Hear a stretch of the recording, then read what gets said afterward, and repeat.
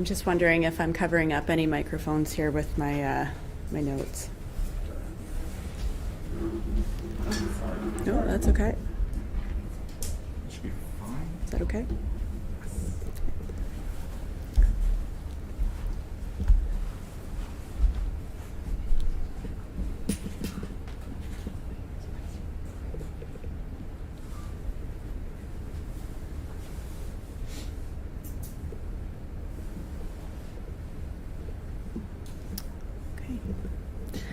Good afternoon and welcome to the Hamilton Police Service. My name is Detective Sergeant Sarah Beck, and I'm here today to provide an update on the homicide that took place last night on Morris Avenue.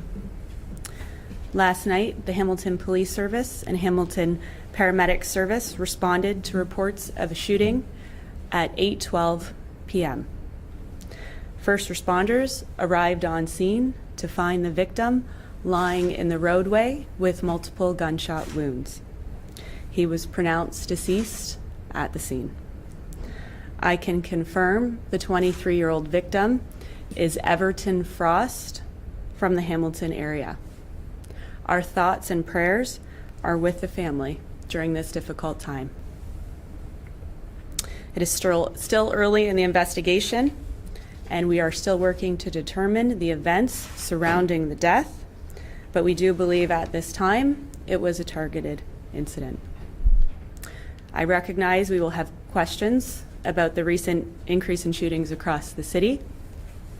At this time, we do not have information that this death is linked to other shootings across Hamilton. However, it's early and we're continuing to look at all possibilities and all motives. We do need people to come forward so we can stop this from happening again. Members of the public with information are encouraged to come forward and to do the right thing. It is all of our responsibility to create a safer community. We're asking the public to check any surveillance cameras in the surrounding neighborhood between 6 p.m. and 8:30 p.m. Police will remain in the area throughout the day, canvassing for witnesses and video. Anyone who may have witnessed the incident or have information to provide is asked to contact Detective David Tashida, TSUCHIDA, at 905-546-4123. To provide information anonymously, you can call Crime Stoppers at 1-800-222-8477 or submit tips anonymously online at crimestoppershamilton.com. Happy to take some questions. There was some description of this possibly being a drive-by. Do you know if there was a vehicle involved in the shooting? I can confirm that there was a vehicle in the area. Its involvement at this time, whether related to the victim, a suspect, or not involved at all, is something that we're still investigating. If we have information to provide about that vehicle, we'll release it at a later time. You mentioned asking people in the area to look for surveillance video going back to 6 o'clock. Does that mean you believe that the shooter or shooters were in the area before? Were they waiting for him? We don't have information to suggest that, but oftentimes we like to have a larger window just in case something like that has occurred. Do you know what the victim was doing in the area? Like, does he live there? Was he walking to his car? What he was doing that night? I don't have information as to what he was doing. Is there anything you can say about the suspects? I don't have suspect information to provide at this time. Do you believe that there's one or more suspects? We don't know if there's one or more suspects at this time involved. You mentioned that it's too early to know whether this shooting is connected to other shootings. Can you comment at all, sort of more broadly, about how concerning it is to have, this recent spike in shootings, given this is one of just 3 shootings in the city this weekend? Absolutely, and of course it is very concerning. We have seen an increase, and we are dedicating additional resources to those shooting investigations. But I do agree, having lived and worked in Hamilton, it's very concerning with the increase that we have seen.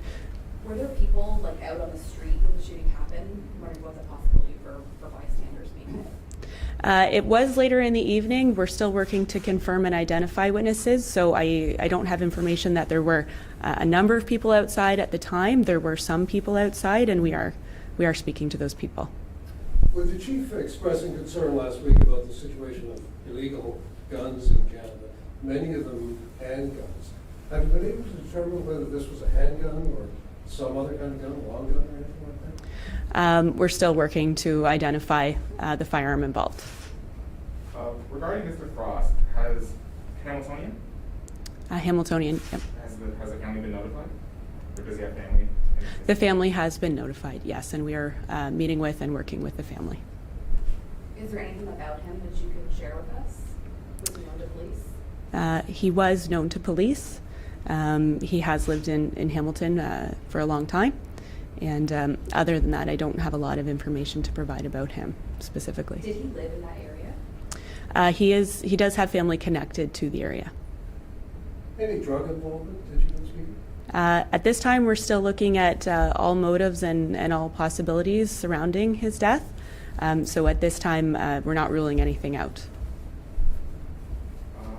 Inversely, about the increase in gun violence, can the police comment on what accounts for the considerable drop in homicides in the city compared to previous years?